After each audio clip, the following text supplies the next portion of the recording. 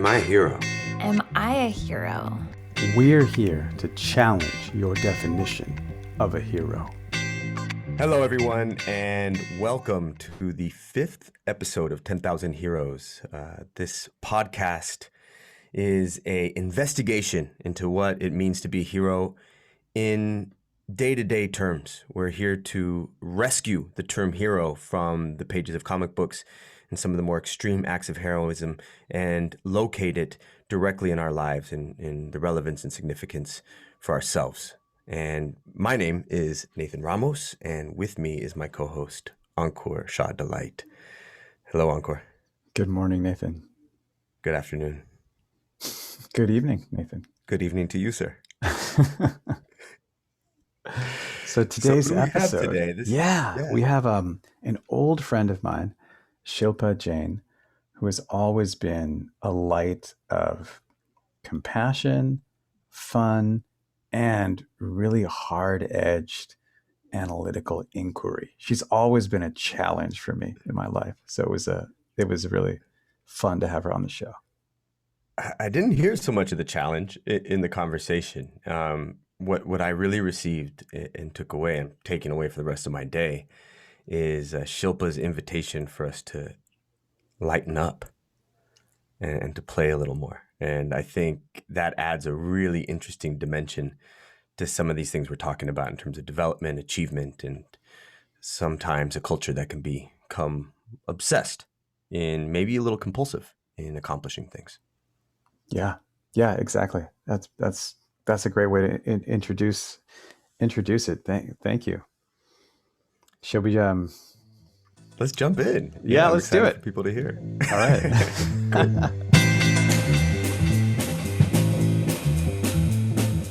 In Arabic, the word for conversation is to sculpt one another.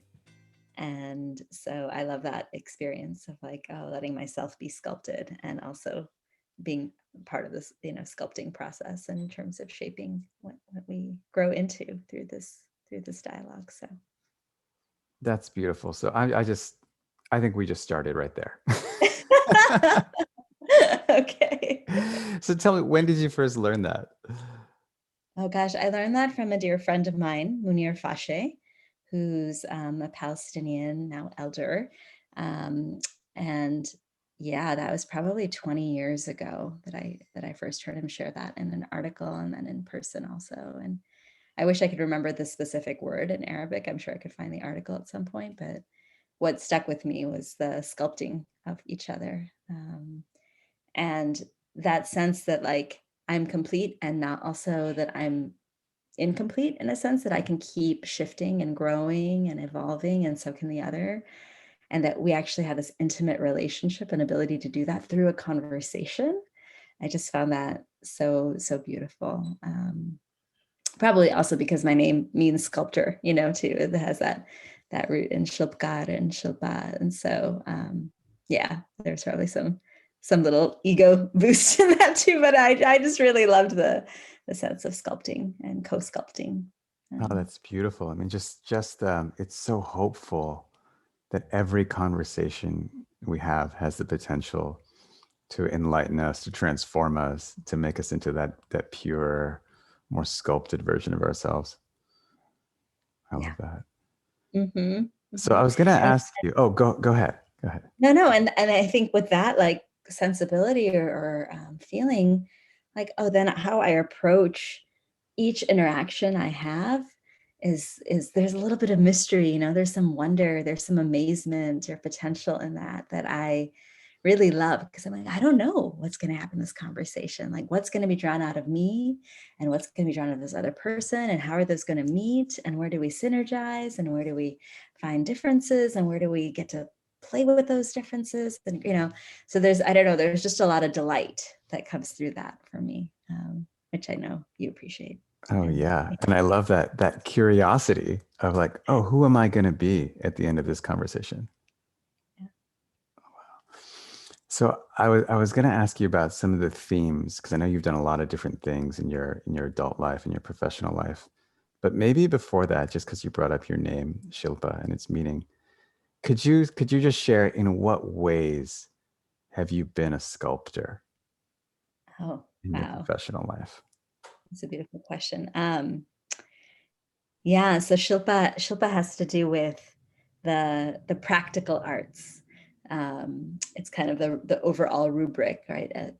In contrast to or in companionship with the fine arts, right? So there's some practicality. It's like the weavers, the pottery makers. That's the Shilpkar, the craft people, the sculpting. So there's something that's being created in the real world that also has some practical use. So the sense of things being beautiful, practical, durable, that's part of my name. And I think that's really part of my ethos. I don't know if my parents knew that when they named me that, but I definitely feel that and embody that. And so, yeah, in terms of what I've really trained to sculpt, and I think probably the heart of it is community.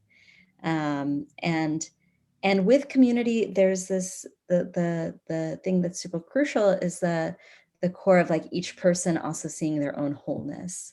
So like the wholeness of a body, of a person, of an individual, in the wholeness of community, in the wholeness of earth, in the wholeness of the cosmos, like that sort of sense of community and self. And so I think what I've really been working on sculpting over the years is the teams and the relationships and the processes and the tools and the different elements that get us towards that kind of experience of beloved community, beloved from earth to cosmos, beloved through our whole bodies and beings, and beloved for all of the diversity of who we are as beings on this planet. So yeah, that's been my heart, and how to make it durable and how to make it beautiful and how to make it practical.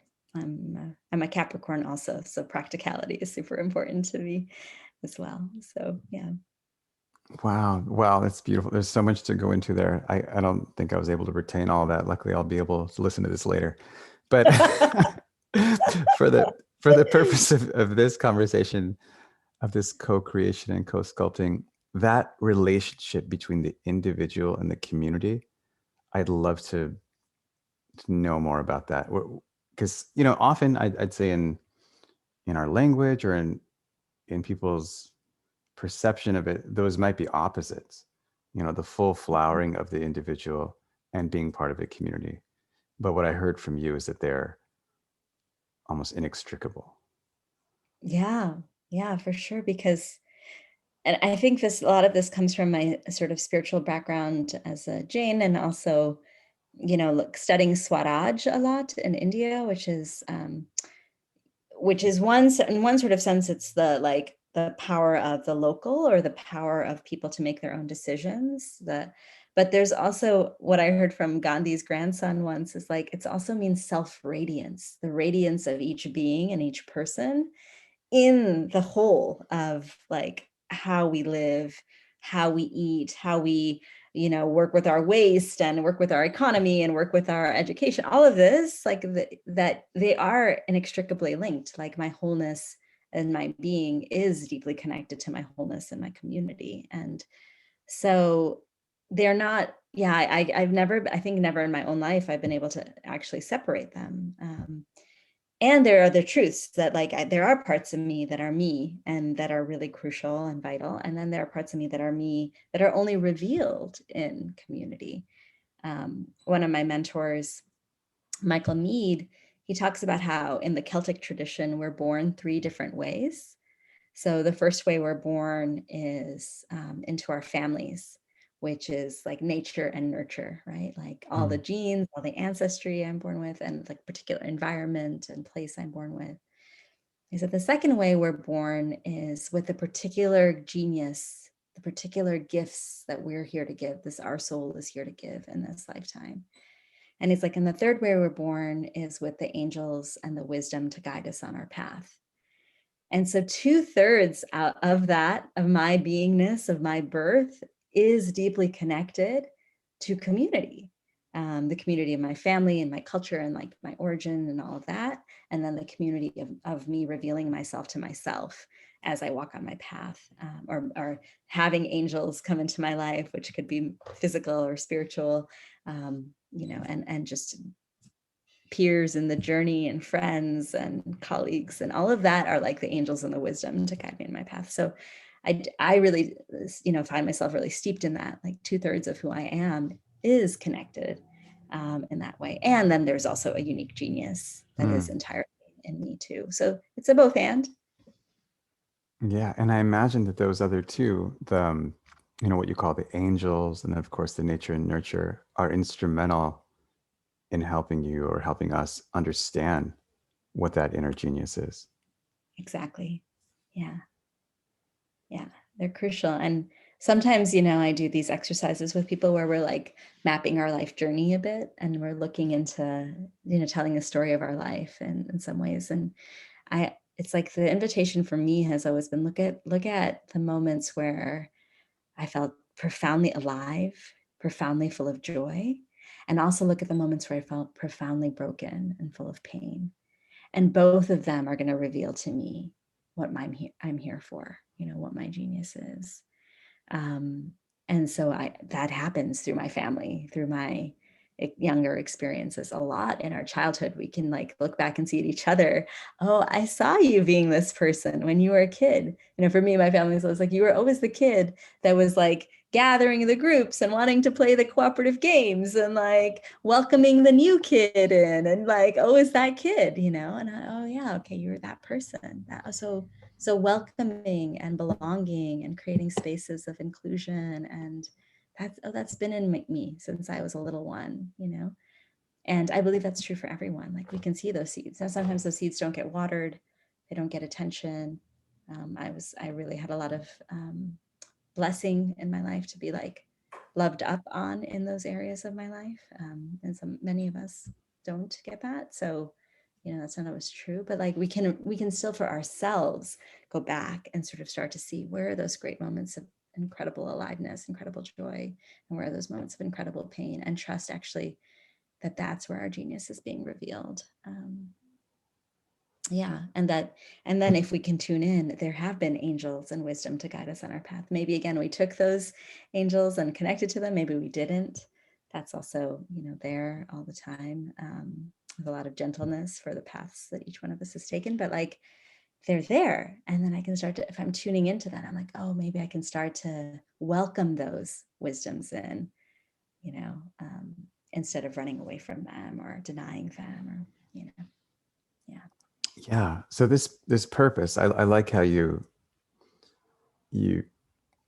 stated. I mean, assume is not the word I want to use, but the kind of that you proclaim that we all have this purpose, and that it can be found through. I do declare, yes. You do declare that it's possible for all of us. You found it, and that's so inspiring. I love it. And that you found it through this process of observation or archaeology. That's a community process. People are revealing to you. Are there also, or have there also been moments where even though you knew it partially or entirely, you strayed from it? You felt far from it along your path? Or do you felt like, in terms of your own trajectory, were you always close to that sculpting of community? I think the time I strayed from it was when I started, it was kind of like right, towards the end of college and the first year out of just feeling like I was supposed to be something or do something. Like there was these messages of, I went to a fancy college, and like, this is what you do, and this is what life's about, is making money and, being successful in this way and being famous. And I never really bought into that. Thankfully, like my mom and dad were both not really big believers in that, though sometimes it crept in, like the messages of society and culture, of course, are there. And they were pretty solid in like a life of service is what's important, contribution is important. So I felt that, and how to do that in a way that would like look right based on what I had done. It was like there was some, I don't know, year-ish or so that I was like grappling with that, year or two of like, oh, I'm supposed to go to grad school, or I'm supposed to get this professional degree, or I'm supposed to work in these, like wear a suit or wear like look a certain way and have an apartment and have a car and all these things. And it wasn't a terrible time. I think it was actually also part of the revelation, which is like taking time to slow down enough to notice how that felt when I left it, even when I was in it, like, oh, there were some moments of joy and fun, and it wasn't me. I was bored a lot of the time. I was like, yeah, like some more search for meaning, in that time too. And at 22 to be in like a search for meaning, of course, is like a bit cliche. And it's also like, I'm also too young to be in a search for meaning. Like I'm only 22. Like this is about like life. And I'm like, oh, but this doesn't feel meaningful. This feels kind of screwed up in some ways. So I'm like, okay, I'm grateful for having the time to try it, and then I think most of the rest of my life I kind of walked out. You were asking about themes. So walking Yeah. out, those themes, walking out and walking on, like walking out of those expectations or assumptions, and whether those were things that were imposed externally or like stated externally, or just like in my head, just starting to like let those go and be like, okay, but who am I really? Like, what am I really? What really is making me feel joyful and alive? And like, how do I want to grow and stretch and sculpt in myself and be sculpted by others? And yeah, so I feel thankful that it wasn't too long, and thankful for having the experience, because I wouldn't have known otherwise, Yeah, you flirted with straying from your purpose, but you didn't go too far down that path. We didn't have a long relationship. It was That's it so was that, a but hookup. you mentioned something. You mentioned another great theme. So like moving from sculpting to this path, walking out is a phrase you use. Tell our listeners a little bit more about that, because you mean that in a very specific way. Yeah, so in Hindi, we use the word Swapathgami, which is, again, the swa from Swaraj, self, but it means one who makes their own path and walks it. And so walking out initially was like, okay, what am I letting go of? What am I leaving behind? What am I like, which could be an institution or a structure or a norm or a assumption, that walking out. And then really added into that walking out and walking on, the moving, also creating. There's like a creative element. So leaving something that doesn't work, and then, after whatever period of time that's needed, because there's also space needed to leave, and there's space needed to mourn and grieve, so just giving some space. And then there's often a walking on, like I'm walking towards what I want to be creating and how I want to be living, or that could be my work or my education, or what products I use, or how I take care of my body. There's a lot of different contexts in which I can think about walking out and walking on, but like the spirit of it is like the willingness to say no to what doesn't work, and to walk out of it, not drop out, not fall out, like, no, I'm making a conscious choice, seeing what's here. Even if I don't know what's coming on the other side, I know I can't be here. I can't continue with this action or this path or this piece. So I'm going to walk out. I'm going to leave this and then take the time I need, and then trust that there's actually some walking on that's going to happen. Yeah. Yeah. Would you illustrate a little bit? I mean, if you would, from your own life, like what does that look like for you? What did you walk out on? What did you walk on towards? Oh, so many stories of that. I mean, there's some simpler stories, which are like, I walked out of, as I said, like this life in DC, and like the car and the apartment and the suits and that life in international development. That's the field I was working in. And then later on, like got into, 6 or 7 very esteemed graduate schools, and then decided not to go to any of them, because I was like, that's not true to my path, and I don't feel like I'll really be who I am and who I need to be. I feel like I'm going to do that to like satisfy some criteria in society, but not because that's what my soul is telling me to do. So walking out of that, making the choice to not do that. A big one for me was actually, like, I was really deeply involved in a people's movement in India for 10 years. It's still going on, called Shikshantar. It's where you and I met. And I hit this place where I fell in love with someone who lives here in the US. And so I had to kind of listen to my deeper truth there, which is like, I want to walk on into this partnership and build a life with this person. And that couldn't happen while I stayed in the life that I was in, though, as much as I loved that life and enjoyed it and was so creative and so fulfilling. I had to like walk out of, so sometimes it's even like walking out of things that I really loved, to be able to be more true to myself. And so that was a big one. That was a big transition. And I had to have that period of grief, like a lot of mourning and a lot of grief for almost a year. And then it continues. It comes in little waves. Grief is there's no expiration date on grief. So, it comes in moments. And I also have loved what I've been creating and co-creating with my partner and stuff. And so, yeah, those are just some examples. Sometimes it's easy to walk out leaving that job, that was easy. Leaving my community and all the work that was giving me a lot of joy, that was not easy. And yet I had to be true to who I am. Yeah. Wow. It's surprising. It's just so nuanced. For me, I really associate walking out with just leaving mainstream society and doing something that's following your heart. And, your story is you did that, but then you also left following your heart to follow your deeper heart, which is exactly. yeah. Okay. Yeah. I think in the story I want to tell, you can relate to that. I wonder. Yeah. Thing to share about that. Yeah.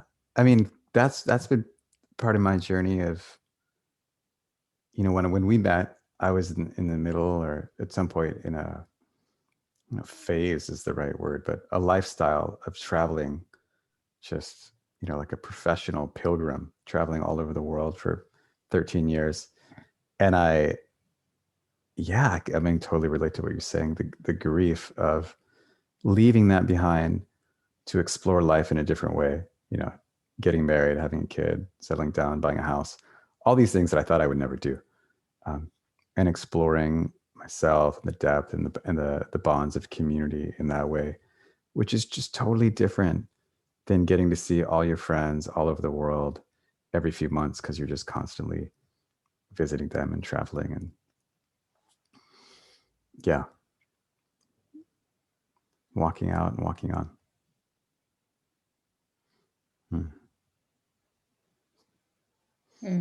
Yeah. Yeah. And I was using this metaphor today when I was meeting with this group of folks. Each of us is an onion, and there's layers. And the more I feel that's also the role of community in the self-discovery, right? It's only through those different relationships and those different experiences, like the travel that you're speaking of. That was also so much of my life, traveling all over. And I still continue to do a fair amount of travel. I mean, I did pre-pandemic, but the sense of each of those experiences peels back another layer of who I am, and reveals that to myself and reveals it to the people I'm with, and so that my onion needs to go into different spaces to actually reveal new layers. And it feels really vital. So I can very much relate to that transition. I'm okay, now I have a partner, and now we have a home, and now we're building community very locally, and now we're doing these things. And but those things I've learned more about myself in this time, and seeing what's there, what's always at the core, what's always at the center, and then also these different aspects of myself that get only more clear by changing up contexts, by going into the stretch zone, which is their theme, right? Of out of that comfort zone, and hopefully not in the panic zone, not from a space of fear, fight or flight or reaction, which is from a place of okay, this is how I'm going to grow. This is not going to be easy. It's going to be difficult in moments, and this is what's going to help me also grow, stretch. Perfect. And that's a beautiful transition, because I want to get down to business. Nice talking to you, but now I want to get down to business. And my business here is that the goal of this podcast, is for each episode to hold a seed that could be really transformational for our listeners if they were to take it seriously and really pursue it. And I know, because I know you, that you have many such seeds that you could plant. But I'm wondering if you'd be willing to share one or two of them, and we'd really kind of go into exactly how we could do this, how we could experience transformation. Yeah. Well, I would say you could take it seriously, or you can take it playfully, because there's the play element and bringing that I love being with kids and watching kids, because there's just yeah, that permission to fuck up and to just like not even know I'm fucking up. There's like not even a sense ability that this could be a fuck, like that spirit of play and imagination and letting go of doing it right. I think Mm. that's one of the seeds, like letting go of doing it right. And like, yeah, letting instead, like, can I bring my 4-year-old self, the self that would just like play my way through this, Mm-hmm. play my way through with my imagination and my creativity and my, I don't give a fuckness, like I'm just doing this thing. That self, like that feels like a really big key for me for personal transformation. And going back to that stretch zone idea, right? Like, so there's my comfort zone where I'm comfortable and I know everything. And then there's my stretch zone where I'm uncomfortable by definition because I don't know. And I'm in that space. And what I'm connected to is my heart. I'm connected to my spirit. I'm connected to my expression from the I, from myself, I'm there with it.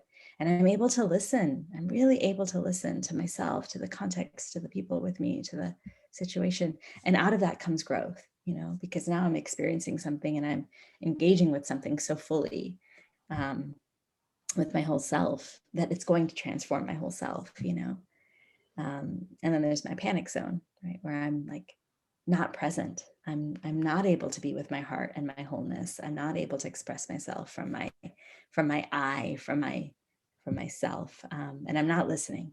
I'm most definitely not listening to what's happening. I'm in a story. I'm in the past. I'm in the future. I'm just not present. And so there's a sweet spot there, that stretch zone. The sweet Yeah. spot is not comfortable. The sweet spot is not comfortable. The sweet spot is the spot where I'm like, I'm able to be there and lean into that vulnerability, lean into that unknown. And so that for me is like a key gem. Like the more I've been able to do that in my life, I mean, like, I don't really know. And this is probably, again, as some of my nature as a Capricorn, where like, I'll jump off the cliff first and then, look back and be like, oh, okay, there's some consequences that maybe I need to do. But the willingness to just risk and step into the stretch zone, space where I don't know, and be in it with a spirit of play and allowance, allowing myself to make those mistakes, quote Yeah. unquote. Yeah, is really Step crucial. into the stretch zone with the spirit of play. Okay, Yeah. so let's say I'm listening to this and I'm a really linear dude. I'm a software engineer, or I'm an economist, or I don't know, like I'm assembling something in a very linear way. And I listen, I'm like, oh, Shilpa, she's sharing all these great experiences. She sounds so fun. And she got this way by spending a lot of time consistently in the stretch zone and inhabiting a spirit of play. I want to do that. How do I do it? Can you let, if I have half an hour a day, like Yeah. how do I do that? How do I set that up for myself? If you half an hour a day, well, one, I would say, like, can you go and play for half an hour a day? Like, find a buddy, find a neighbor, kid, or maybe your niece or nephew, or some friends' kids, or whatever.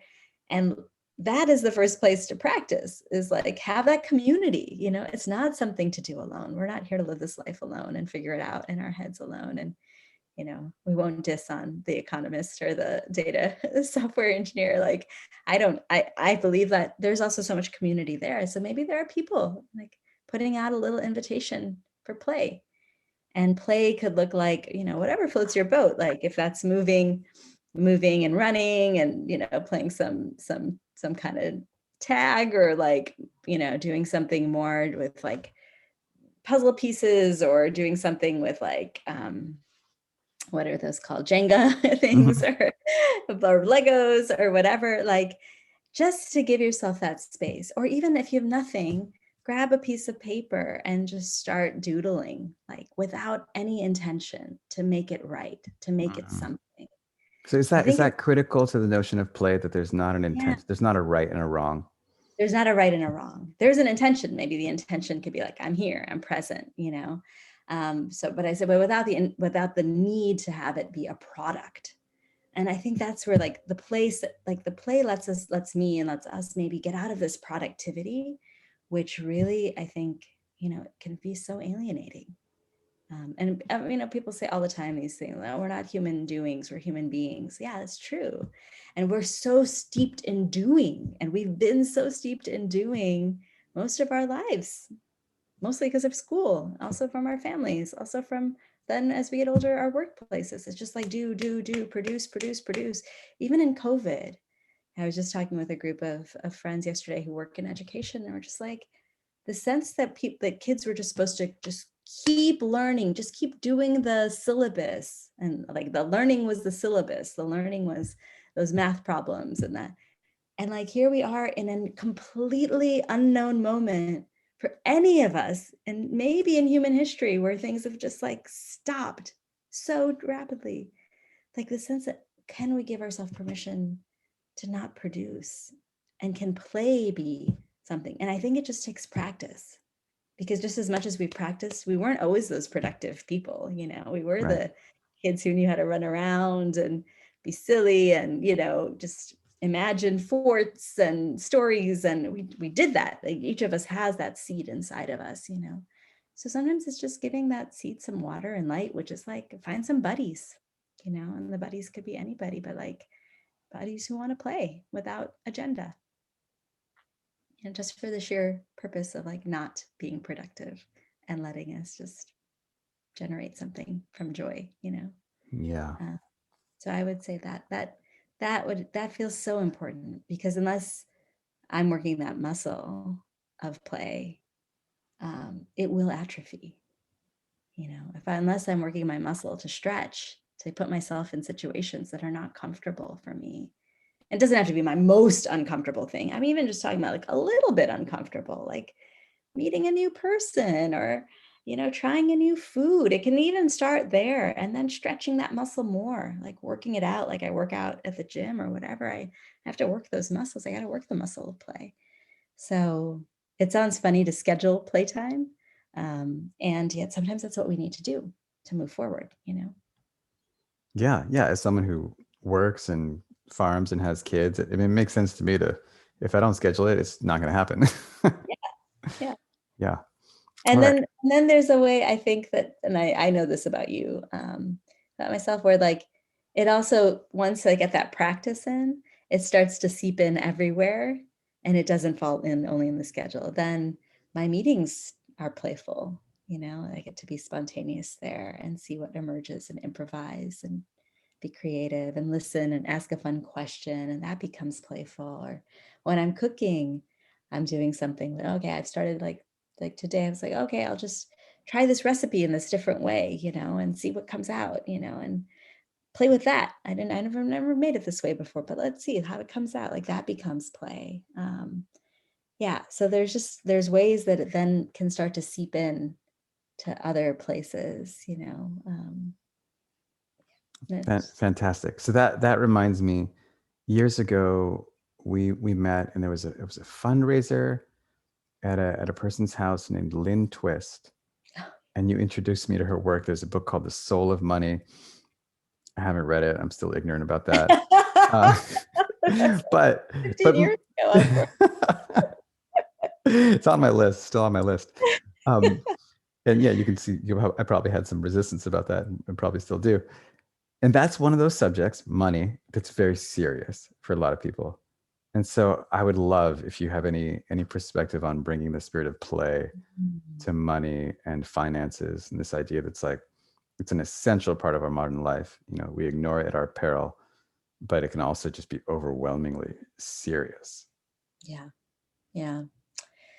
Yeah. I mean, I think the thing that I can offer into money is like, we need support around it. Like, the play part of me comes in like, okay, can I bring in some awareness about my fears about money? You know, can I bring in some awareness about the story I tell myself about money? And again, not to do it alone. But if like you and I start sharing that, like, what's the story you tell yourself about it? Like, why haven't you opened that Soul of Money book? Like, what is that, you know, there for you? And inviting ourselves to slow down.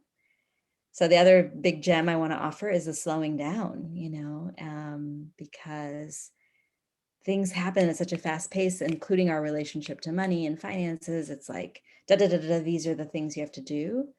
And the thing that happens with slowing down is like, but why? And where does that live in my body? And how did I really feel about that? And what's the story underneath that? What's the story underneath that? And usually it comes back around to our childhood. Sometimes it's stories that we learned in school from our friends. Sometimes it's what we learned from our peers and we like start to unpack that. And we also learn it, from mass media. There's a lot of places that we get our stories from. But like, what interrupts those stories? Well, one of the things that really interrupts them is slowing down first to recognize them and then sharing them with each other. Well, this is a story. I told myself that money is a really bad thing. And so I just try to deal with it as quickly as possible. Like my story around it is it's like the, like the, I don't know, the garbage that I need to put it into a bag and like get it out to pick up. So I just like try to do that as fast as possible because I just don't want to be around the garbage. Because it smells and it's smell. like, I don't want to be around it. Yeah. So if that's my story, then of course that's influencing how I approach it. But like I could change my story, and maybe I'll change my story when I interact with more people. I'm like, what's your story? I'm like, oh, well, money for me is a bird. I feel it like it lets me fly. And I try to like, I can't hold a bird. I can't like contain a bird, but like that bird can like show me great heights and possibilities. So I treat it that way. Like it comes and I'm grateful for it, and it goes, and I understand that. And, this is just a possibility, Mm-hmm. and maybe we start to share that. That's our play, like, because we don't know those things until we let ourselves explore them together. So, yeah, so I don't know. That's where I would bring in some play. First is just letting ourselves see what we see about that. What's the story? What's the metaphor? And then what if we draw those? Like you draw the garbage, I draw the bird, and like, what if we change this around? Like what if that bird takes that garbage away, or what if that bird is choking on that garbage? Like what changes in our story when we mix our stories together? I don't know. So there's just some scope there, I think, that can realign, because everywhere these things are, it's like there's an alignment that's not working, right? Something's not working for me. It doesn't feel right in my body. But I can only know that when I slow down to listen, what's going on in my body, and then bring that forward. Yes, I love that. I love this. It's like there's this buried process that's going on all the time, which is the story that we're telling ourselves, many, many times per day or per moment, repeatedly. We can slow it down. We can bring it into the light. We can play with it with the help of our friends. And what you said about drawing the bird and drawing the garbage, and then just the way my daughter has her like little kind of puppets, and she's like, oh, and then this thing does this. I mean, you can just take this story that was inside you, mix it totally randomly, with a story that was inside someone else that has no logical connection, of course. And then you get some sort of strange image that could then loosen or replace or somehow work with the story that was buried inside you the whole time. Yeah, that's hilarious. I love that.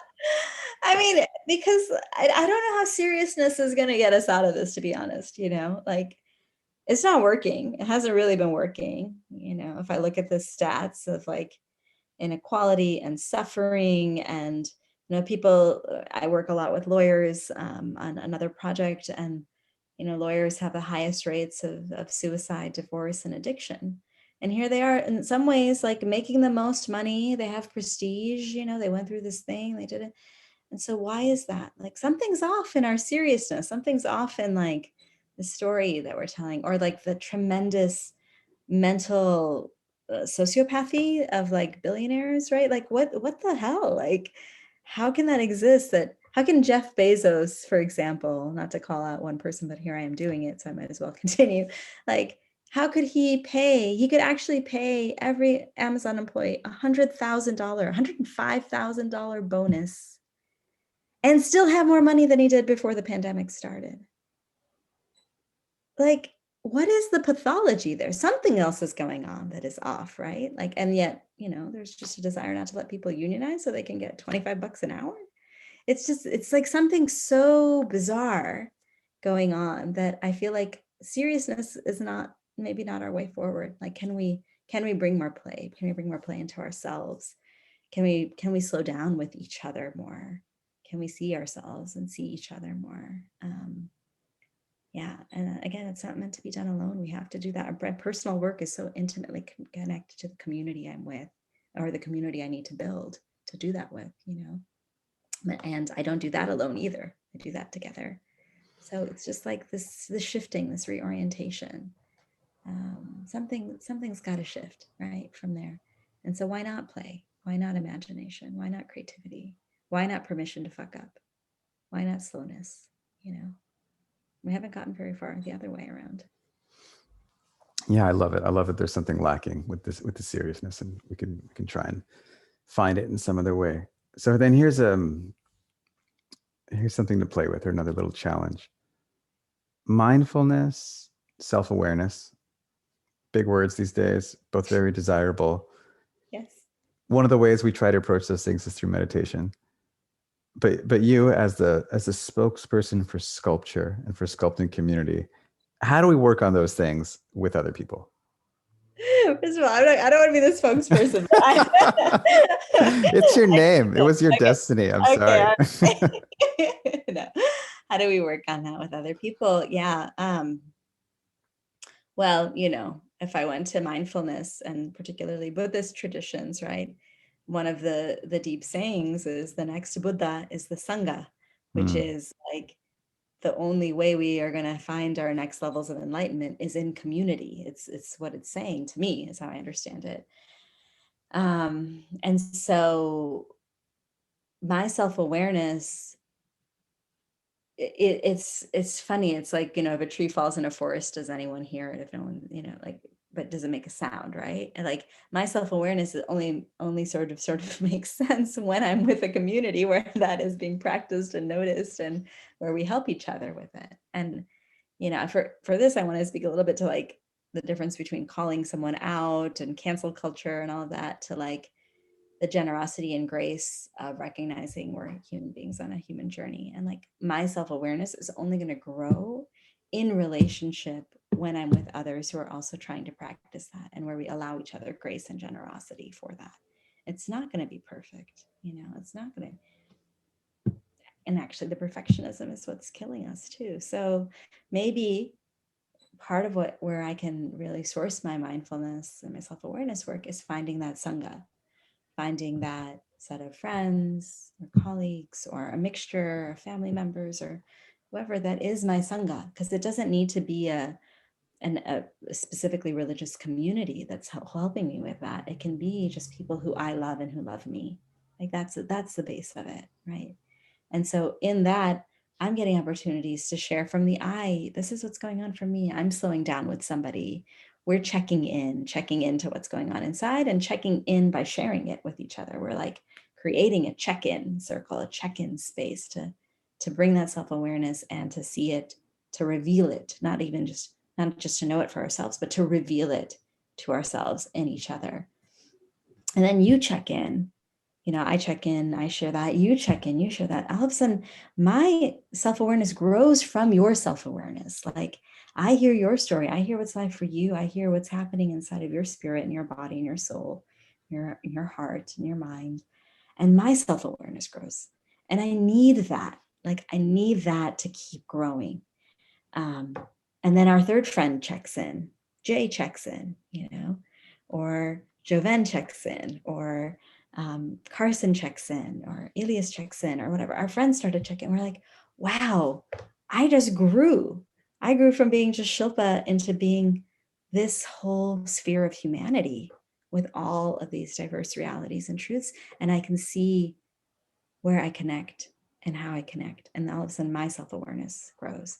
So yeah, to me, it comes back to that Sangha. Like there is a role again of the self, and that self only gets stronger in community. That self only gets more seen, more visible, more clear in community. You can feel yourself expanding as you listen. Yeah, you can. I can. Yeah. I love that. And maybe that's I wanted, before we close here, I felt like we should definitely bring up the jam, just because you've devoted a lot of your life to it. I've benefited personally from that experience. And so I'm going to try and describe what the jam is. And then I'd love for you to correct me. I won't correct you because there's no the jam. It's your jam. It's my jam. It's our jam. So go for it. So the jam is a type of event that Shilpa's been organizing for years, where you get 20 to 25 people together for a week who don't know each other generally.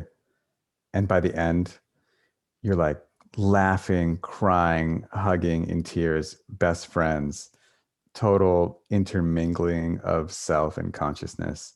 It's basically, I see it as like an adult summer camp. That's kind of how I summarize it in 3 words. Did I capture some of what it means to you? Yeah, for sure, because you spoke to the part of the play and the connections, which I think is so much the heart of it for many people.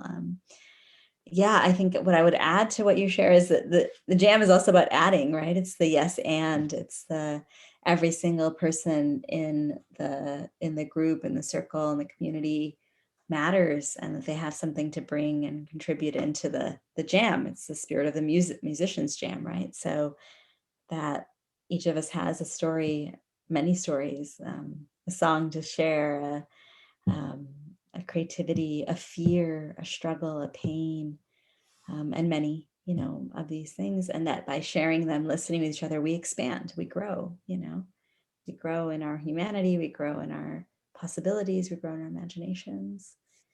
And for me, it's like a living embodiment of the world I want to see.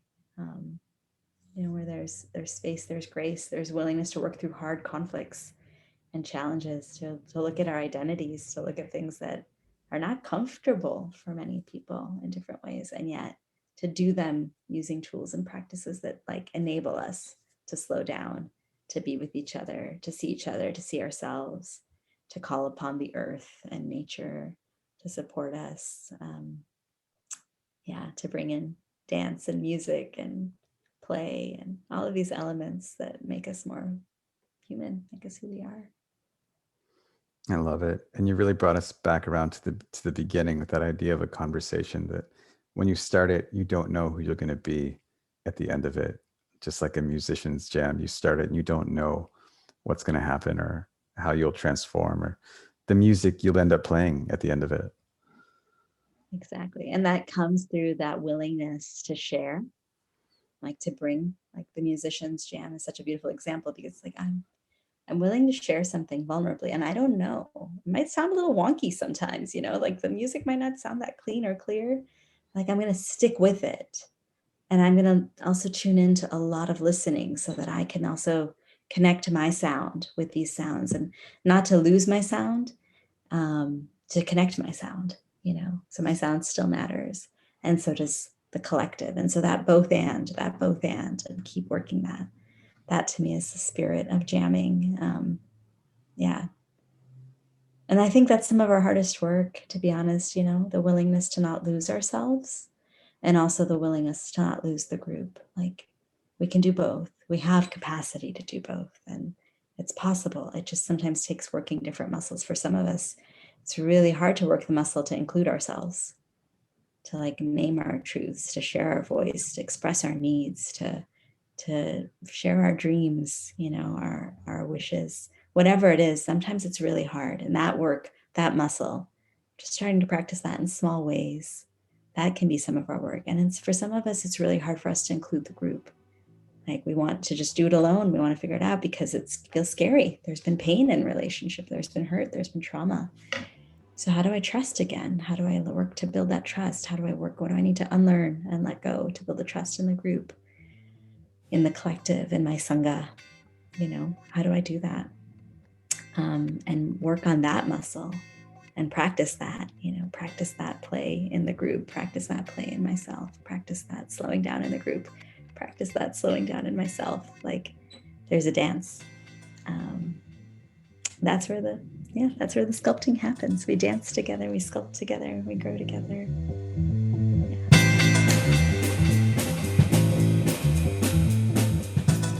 Thank you, Shilpa, and thank you to everybody who listened to the show. Be sure to check out the show notes for more details on Shilpa and the jam events that we talked about. The jams are these amazing events where people just get together for a whole week of, gosh, I mean, radical togetherness, play, self-inquiry, making friends. It's a beautiful thing. I've had totally transformative weeks when I've done it, and I encourage everybody to do the same.